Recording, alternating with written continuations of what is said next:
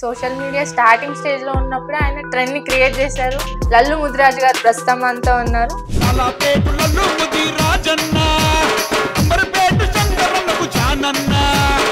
So recent గా BRS నుంచి కాంగ్రెస్ కి వచ్చారు.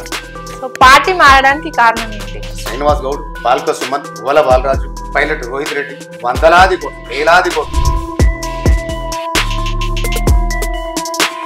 ఈటెల రాజేందర్ గారికి ఇచ్చారు కదా. మొత్తం రామ్మోహన్ రెడ్డి అనే వాళ్ళ ఇంటి ముందుకు వెళ్ళి రాలి ఆ రోడ్లన్నీ జామ్ అయిపోయినాయి. ఇంట్లోకి వెళ్ళి ఆయన బయటికి రావడానికి కూడా చాలా ఇబ్బంది పడింది. మొన్న ఎంపీ ఎలక్షన్ లో కూడా ముదిరాజు ఓట్లు కొన్ని లక్షల్లో కాంగ్రెస్ పార్టీకి వేయడం జరిగింది. 8 సీట్లు అంటే మామూలు విషయం కాదు.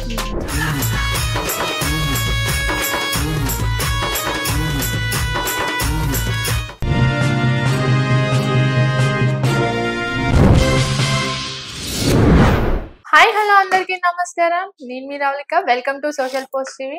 ఈ రోజు మీ ముందుకు ఒక స్పెషల్ గెస్ట్ ని తీసుకొచ్చాను నేను. సో ఇప్పుడంటే సోషల్ మీడియాలో ప్రతి ఒక్కరు పాపులర్ అయి ట్రెండ్ క్రియేట్ చేసుకొని ట్రెండ్ అవుతున్నారు. కానీ సోషల్ మీడియా స్టార్టింగ్ స్టేజ్ లో ఉన్నప్పుడే ఆయన ట్రెండ్ ని క్రియేట్ చేశారు. ఫ్యాన్ బేస్ కూడా చాలా ఎక్కువ. సో ఇప్పటికే అర్థమైంది అనుకుంటే ఆయన ఎవరో. అంతేకాదు ఎంతో మందికి సర్వీస్ చేస్తూ పొలిటికల్ గా ముందుకెళ్తున్న లల్లు ముదిరాజు గారు ప్రస్తుతం అంతా ఉన్నారు.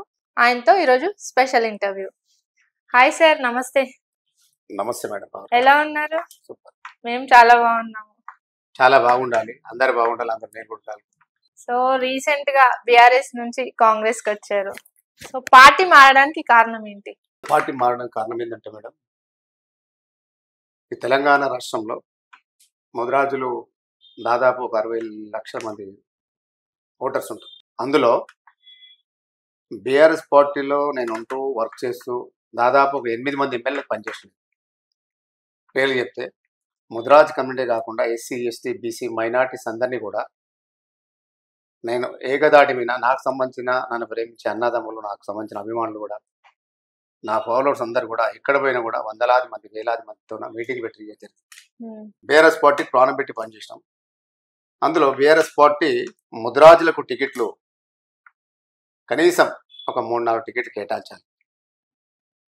అయితే కేసీఆర్ గారు ఏంటంటే ఒంటెత్తు పోకడ, నేను గత 10 సంవత్సరాలు నేను ఉద్యమం నుంచి ఉన్నని, నేను తెలంగాణ రాష్ట్రాన్ని సాధించిన అన్న ఒక గొప్ప ఆలోచన ఏదైతుందో, అంటే నేను అన్న ఒక ఆంబావం, నన్ను మించిన ఈ ప్రపంచంలో ఎవరు లేరు, ఈ తెలంగాణ రాష్ట్రానికి నేనే దేవుణ్ణి, నేనేం చెప్తే అది ఈ తెలంగాణ రాష్ట్రంలో వింటారు అన్న ఒక ఒంటెత్తు పోకడ పోయింది. కాబట్టి జనాలందరూ కూడా ఏంటంటే ఒక 5 సంవత్సరాలకు 10 సంవత్సరాలకు ఈ తెలంగాణ రాష్ట్రంలో కానీ ఆంధ్రప్రదేశ్లో కానీ ఖచ్చితంగా మార్పులు జరుగుతూ ఉంటాయి, భారతదేశం మొత్తంలో కూడా. అట్లా వాళ్ళ దృష్టిలో పెట్టుకుని ఏంటంటే ఎస్సీ ఉండని, ఎస్టీ ఉండని, బీసీ ఉండని, మైనార్టీస్ ఉండని, రెడ్డీస్ ఉండని, అయితే వీళ్ళకి సంబంధించి ఎవరి కేటగిరీకి సంబంధించి వాళ్ళకు అన్ని టికెట్లు కేటాయించవలసిందే. కాకపోతే కొన్ని సంవత్సరాల నుంచి, కొన్ని 40-50 సంవత్సరాల నుంచి ఈ రాష్ట్రంలో పొలిటికల్ వ్యవస్థ నడుస్తుంది. కాబట్టి ఈ పొలిటికల్ వ్యవస్థకు సంబంధించి రెడ్డీలు ఎక్కువ వాళ్ళ ఆధిపత్యం ఉంది, వాళ్ళ దగ్గర డబ్బులు ఉన్నాయి, వాళ్ళకు సంబంధించిన క్యాడర్ ఉంది అని చెప్పేసి ఒక ఇప్పుడు కాదు కొన్ని సంవత్సరాల నుంచి అది కంటిన్యూ జరుగుతుంది. అలా వాళ్ళ దాంట్లో కూడా కొంతమంది వీక్ ఉండి వీళ్ళకి ఇచ్చినా ఓడిపోతారు అన్న ఆలోచన ఉండి వాళ్ళ కొంతమంది తక్కువ చేసుకుంటూ ఒక 40 దగ్గర 35 నుంచి 40 మంది వాళ్ళకి ఇచ్చే కంటే అందులో నుంచి కొంతమందిని ఇట్లా తీస్తూ ఒక 5-6 మందిని రిజెక్ట్ చేస్తూ దానికి సంబంధించి ఎస్సీ ఉండని, ఎస్టీ ఉండని, బీసీ ఉండని, మైనార్టీస్ ఉండని, ముదిరాజులు ఉండని, ఎవరి కులానికి సంబంధించి పర్సంటేజ్ ఏదైతే ఓట్ బ్యాంక్ ఉందో వాళ్ళని దృష్టిలో పెట్టుకొని ఖచ్చితంగా వాళ్ళకు టికెట్లు కేటాయిస్తే ఖచ్చితంగా బీసీ వర్గం మొత్తం చాలా నారాజు ఉంటుంది. కాబట్టి వాళ్ళని సంతోషపెట్టాలి. ఎందుకంటే ఎంత పని చేసినావు అది ఇంపార్టెంట్ కాదు, లాస్ట్కి వచ్చే వరకు ఆ ఎంత పనిలో నువ్వు ఎంతమందికి నువ్వు మెయిల్ చేసినావు అన్నది ఇంపార్టెంట్. అది దృష్టిలో పెట్టుకుని ఏంటంటే ముదిరాజులకు వచ్చే వరకు ఏంటంటే తెలంగాణ రాష్ట్రంలో ముదిరాజు హైయెస్ట్ పాపులేషన్, వాళ్ళకు ఒక్క టికెట్ కూడా ఇవ్వకుంటే ఇది ఎంతవరకు కరెక్ట్ కాదు కదా. ముదిరాజులు అనే వాళ్ళు ఓట్లు వేస్తానికే పనికి రావాలన్నా, జెండాలు కట్టడానికే పనికి రావాలన్నా, దాని తర్వాత ఫ్లెక్స్లు కట్టడానికే పనికి రావాలన్నా, ముదిరాజులు అంటే ఒక లీడర్ని ఎవరైనా లీడర్షిప్ క్వాలిటీస్ ఎవరైతే ఉన్నారో వాళ్ళు ఎంబడ తిరిగిపించుకోవడానికి, ఎవరైనా అవసరం అనుకుంటే ఆ లీడర్ని ఏమన్నా అంటే కొట్టడానికి, వీళ్ళ ప్రాణదాయం చేసి కూడా జైళ్ల పాలైన వాళ్ళు ముదిరాజు తెలంగాణ రాష్ట్రంలో దాదాపు వేలాది మంది ఉన్నారు. ఈటెల రాజేందర్ గారికి ఇచ్చారు కదా. లేదు చెప్తా, వేలాది మందికి. అందులో ఈటల రాజేందర్ని కూడా ఈ తెలంగాణ రాష్ట్రంలో శ్రీనివాస్ గౌడ్, బాల్క సుమన్, గువ్వల బాలరాజు, తర్వాత దాంతో పాటు గ్రేటర్ హైదరాబాద్ లా కొంతమంది చాలా మంది ఉన్నారు. పైలట్ రోహిత్ రెడ్డి, ఇలాంటి వాళ్ళు వందలాది కోట్లు వేలాది కోట్లు ఇవాళ కుంభకోణాలు జరిగినాయి. రాష్ట్రంలో వ్యవస్థనంతా నాశనం చేస్తారు. చిన్న పిల్లలు భయభ్రాంతులకు గురి చేస్తున్నారు.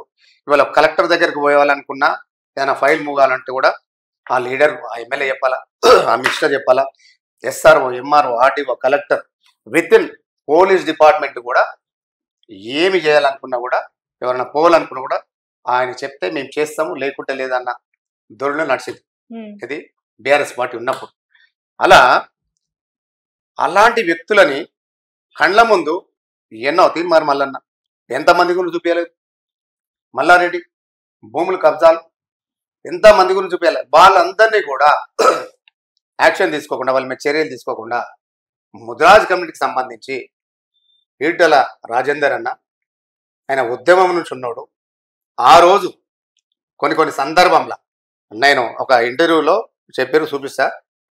ఇంట్లో తినడానికి తిండి లేకుంటే ఉద్యమంలో తిరిగినప్పుడు 500, 500, 200, 300 వేసుకొని ఒక 1500, 2000 రూపాయలు వేసుకొని ఆ రోజు మట్టుకు ఒక దగ్గర వంట వండుకొని తిన పరిస్థితులు కేసీఆర్ అన్న కానీ వీళ్ళకు జరిగిన సందర్భాలు ఏదైతున్నాయో అవన్నీ కూడా గుర్తుపెట్టుకోవాలి. ఈ ప్రపంచంలో మనం ఏంటంటే 1000 ఏళ్ళు బతకనికి రాలే, బతికేది 100 ఏళ్ళు. ఆ 100 ఏళ్ళలో కూడా 20, 30, 40, 50, 60, 70 సంవత్సరాలు ఎక్కువ బతకలేదు.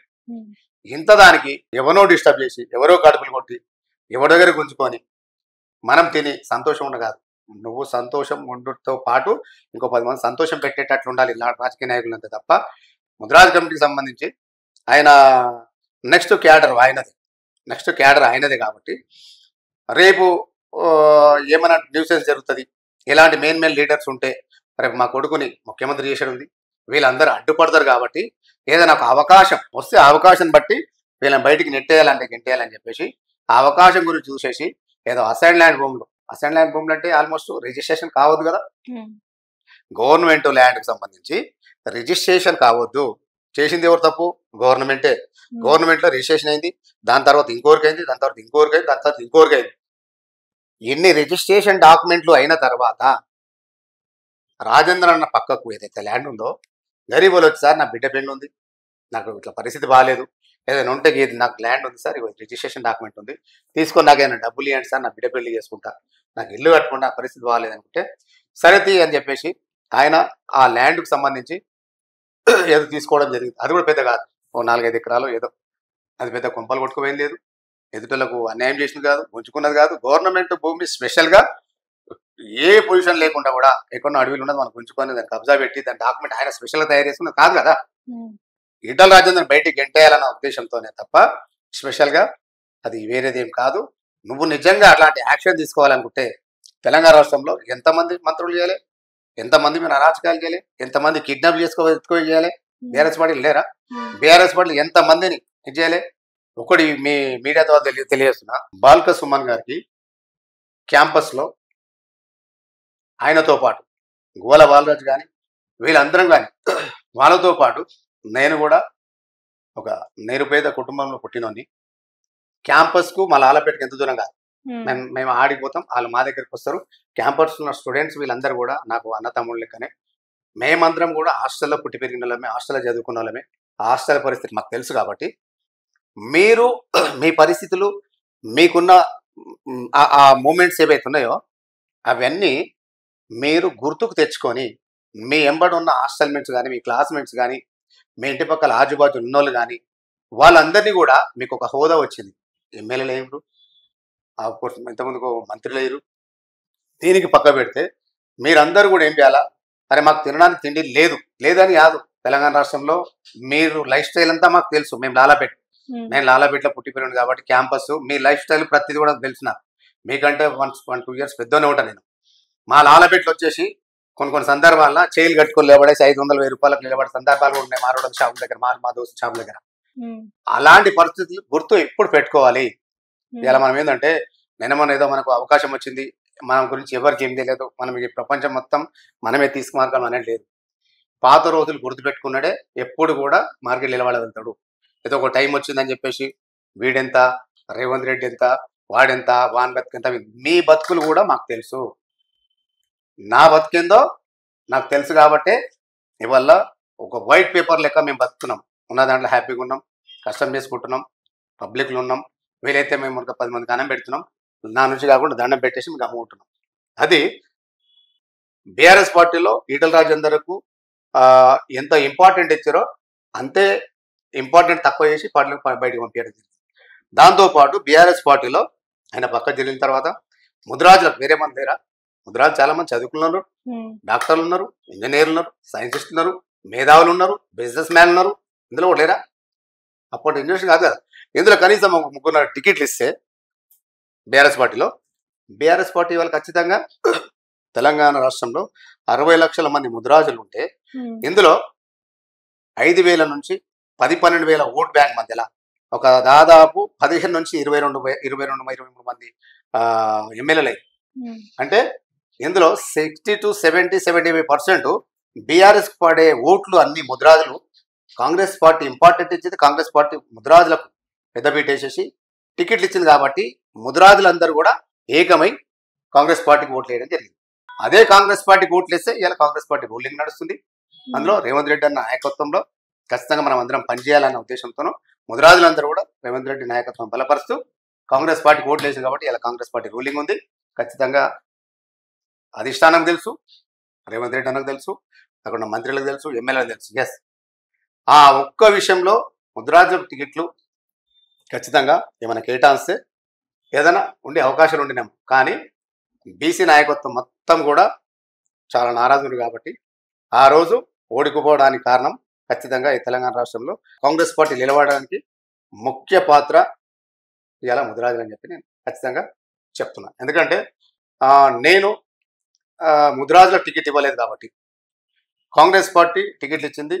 దాంతోపాటు ఎమ్మెల్యే ఎలక్షన్లో బీఆర్ఎస్ పార్టీ పనిచేసినా కాబట్టి కనీసం మన కులానికి ఇంపార్టెంట్ ఇచ్చారు కాబట్టి మనం ఏం చేసినామంటే ఈ బీఆర్ఎస్ పార్టీ నుంచి కాంగ్రెస్ పార్టీలో వచ్చి ఈ ఎంపీ ఎలక్షన్స్ కూడా దగ్గర ఒక 3 ఇప్పుడు ఎంపీలకు నేను పనిచేయడం జరిగింది. ఇదే ఆఫీస్లో కూర్చొని దాదాపు ఈ తెలంగాణ రాష్ట్రంలో నన్ను ప్రేమించే వ్యక్తులు చాలామంది ఎస్సీ, ఎస్టీ, బీసీ, మైనార్టీస్ అందరు ఉన్నారు కాబట్టి వాళ్ళతో పాటు ముద్రాజులు ఇవాళ ముద్రాజు కమిటీకి సంబంధించి లాలాపేట లల్లు ముద్రాజు వైపు తెలంగాణ రాష్ట్రంలో దాదాపు కొన్ని లక్షలాది మంది లాలాపేట లల్లు ముద్రాజు వైపు చూస్తున్నాయి. మా కులంలో లాలాపేట లల్లు ముద్రాజు అని ఉన్నాడు. మాకు సంబంధించిన మంచి చెడ్డకు కష్ట సుఖాలకు అన్ని వర్గాలతో పాటు ముద్రాజు కులానికి కూడా ఆయన ఏదైనా చేదోడు బాదుగా ఉంటున్నాడు కాబట్టి మనం ఒక వాయిస్ ఇచ్చిన ఇవాళ సోషల్ మీడియాలో నాన్న ఒక వీడియో మనం ఒక ప్లే చేస్తే దగ్గర ఒక 2-3 రోజుల లోపల 23 నుంచి 24 లక్షల మందికి రీచ్ అవుతుంది మాకు సంబంధించి సోషల్ మీడియాలో. అట్లా అందరూ కూడా నన్ను ప్రేమిస్తారు. 60 లక్షల మందిలో దాదాపు కొన్ని లక్షల ఓట్లు నేను వేయాలి, నా దగ్గర అది ఉంది. ఎందుకంటే నన్ను కూడా ప్రేమిస్తారు కాబట్టి అన్ని వర్గాలకు సంబంధించిన ప్రేమించిన వాళ్ళు ఉన్నారు కాబట్టి ఓట్లు వేయించే సత్తా మన దగ్గర ఉంది కాబట్టి ఖచ్చితంగా ఈ కాంగ్రెస్ పార్టీలో వచ్చినాం. మొన్న కూడా ఎంపీ ఎలక్షన్లో పనిచేసినాం. రేవంత్ రెడ్డి అన్న కూడా చాలా కష్టపడ్డాడు. ఆయన ఒకే ఒక్కడు ఇంతమంది కాంగ్రెస్ పార్టీలో లీడర్స్ ఉన్నారు. కాకపోతే ఏంటంటే ఎవరి మీద కక్ష సాధింపు చేయలేదు బీఆర్ఎస్ పార్టీ. ఎవరు రేవంత్ రెడ్డి అన్న ఒక్కరిని టార్గెట్ చేస్తే ఆ ఒక్కరిని డమ్మీ చేసేస్తే కాంగ్రెస్ పార్టీలో ఎవరు ఉండరు అన్న ఉద్దేశంతో కానీ రేవంత్ రెడ్డి అన్నని ఎంత డమ్మీ చేయాలనుకున్నారో, గోడకేసిన బంతి ఎంత స్పీడ్ కొడుతుందో దానికి రెట్టింపు స్పీడ్ ఎట్లయితే రివర్స్ వస్తుందో రేవంత్ రెడ్డి అన్నని వాళ్ళంతా వాళ్ళు గోకి చేసేసి ఆయన తీసుకొచ్చి ఆయన సీఎం పదవి మీద చెప్పుకోవాల్సి వచ్చింది బీఆర్ఎస్ పార్టీలో. అయితే ఆయన దొంగ లెక్క, నక్సలైట్ లెక్క, ఒక టెర్రరిస్ట్ లెక్క ఇంట్లో ఫ్యామిలీ దగ్గర ఉంటే ఫ్యామిలీ దగ్గర నుంచి పక్కల నుంచి గుంజుకొని పోయారు. అందరూ షాక్.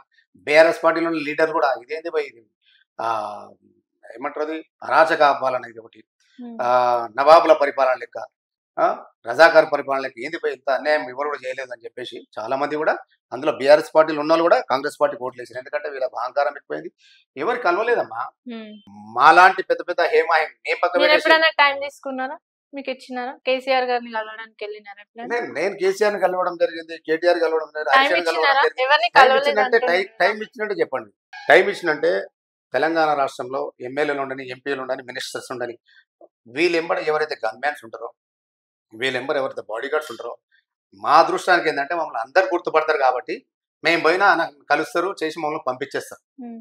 అపాయింట్మెంట్‌తో పని లేదు. మినిస్టర్‌లకి, ఎమ్మెల్యేలకి అపాయింట్‌మెంట్ సరిగ్గా లేదు. ఇవ్వలేదు అని కాకపోతే అన్నారు ఏంటంటే కదా! లేదు. మినిస్టర్లు, ఎమ్మెల్యేలకి వాళ్ళకు అపాయింట్మెంట్ ఇవ్వలేదు అని అంటే అది వాళ్ళకు వాళ్ళ మధ్యలో ఏముందో పక్క పెట్టేసి ఏంటంటే మాలాంటోళ్ళం మేము పోయినప్పుడు మేము రెగ్యులర్‌గా అయితే పోయలేదు కదా! హ్మ్. ఎప్పుడు అమావాస పుణ్యానికి 6 నెలలకు, 3 నెలలకు, సంవత్సరానికి ఒకసారి పోయినప్పుడు మేము కలవాలనుకున్నప్పుడు మాకు అవకాశం ఉండేది, పోయేది. షాల్ కప్పేది, బొకే చేసి దండం పెట్టి వచ్చేసేది ఇటువరకే. అందులో మీరు కాంగ్రెస్ పార్టీలో చేరడానికి కారణం ఏంటంటే అసలు కారణం ఇది. అందులో మనకేందంటే టికెట్లు బీఆర్ఎస్ పార్టీలో ఇవ్వలేదు కాబట్టి మక్తాల్లో మన మక్తాల నుంచి ఇక్కడ కిందికి బార్డర్ స్టార్ట్ చేద్దామని చెప్పేసి ముదిరాజు ఆత్మీయ సమ్మేళనం అక్కడ స్టార్ట్ చేయడం జరిగింది. ఒక 2 రోజుల ముందు మన ఫ్లెక్స్‌లు కట్టించారు అక్కడ మనకు సంబంధించిన ఎవరైతే ముదిరాజ్ కమ్యూనిటీకి సంబంధించిన మీటింగ్ పెట్టాలో అక్కడ వేలాది మంది, దాదాపు 25 వేల మంది ముదిరాజులు రావడం జరిగింది. ఆ ఎలక్షన్స్ రోడ్లన్నీ టైమ్‌లో జామ్ అయిపోయినాయి. చాలా మంది వచ్చినారు ఆ అసలు. రోడ్లన్నీ జామ్ అయిపోయినాయి.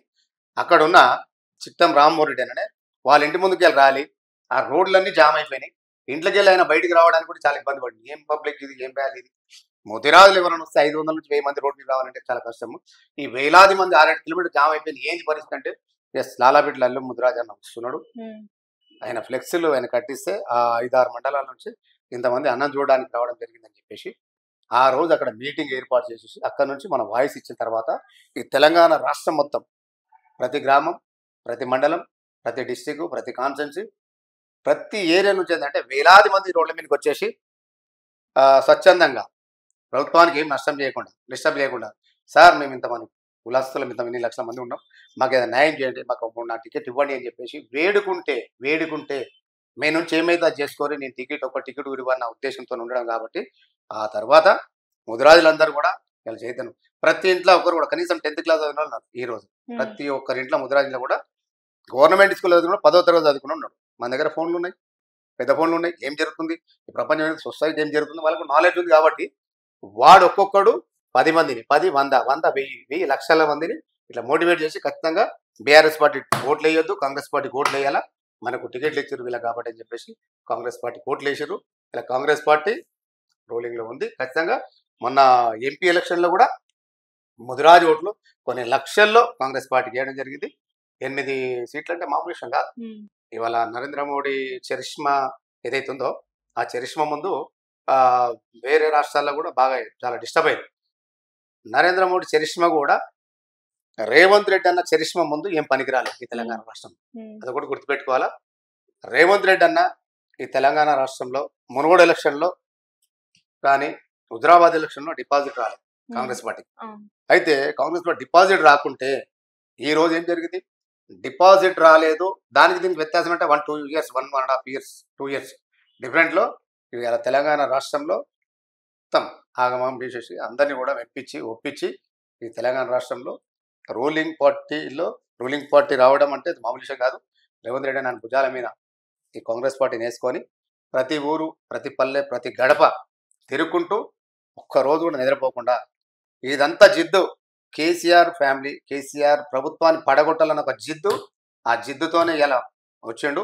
ఆ జిద్దు నెగ్గించుకుంటూ ఇవాళ సీఎం అయిండు. అధిష్టానం అట్లే గ్రహించింది, దృష్టి పెట్టేసి కంపల్సరీ రేవంత్ రెడ్డి సీఎం చేయాలని చేశారు. దాంతోపాటు ఈ తెలంగాణ రాష్ట్రంలో ఇప్పుడు ఎమ్మెల్యేలు కానీ, ఎంపీలు కానీ, మినిస్టర్స్ కానీ, ఇవాళ మొన్న కొత్తగా అందరు చైర్మన్లు అయిన కానీ వీళ్ళందరూ కూడా రేవంత్ రెడ్డి నాయకత్వాన్ని బలపరుస్తున్నారు. ఈ తెలంగాణ రాష్ట్రంలో ఉన్న వాళ్ళందరూ కూడా మాతో పాటు నేను తెలంగాణ రాష్ట్ర ముదిరాజు అధ్యక్షునిగా నేను కూడా ఖచ్చితంగా కాంగ్రెస్ పార్టీకి ప్రాణం పెట్టి పనిచేస్తాం. ఇప్పుడు వచ్చే సర్పంచ్ ఎలక్షన్లు కానీ, ఇప్పుడు వచ్చే కార్పొరేషన్ ఎలక్షన్స్ కానీ ఇవన్నిటి కూడా ఖచ్చితంగా ఊరు తిరుగుతాం, మంచి వాయిస్ ఇస్తాం. ముదిరాజులందరూ కూడా ఖచ్చితంగా లక్షలాది మంది కూడా ఇవాళ భారీ ఎత్తున ప్రతి ఏరియాలో కూడా ఖచ్చితంగా కాంగ్రెస్ పార్టీ వెంబడి ఉంటారు. కాంగ్రెస్ పార్టీ మళ్ళీ ఒకసారి ఇవన్నీ ఏవైతే సర్పంచ్ కానీ కార్పొరేషన్ అందరూ కూడా బాగా మెజారిటీతోనే గెలుస్తారని చెప్పి నేను ఆశాభావం.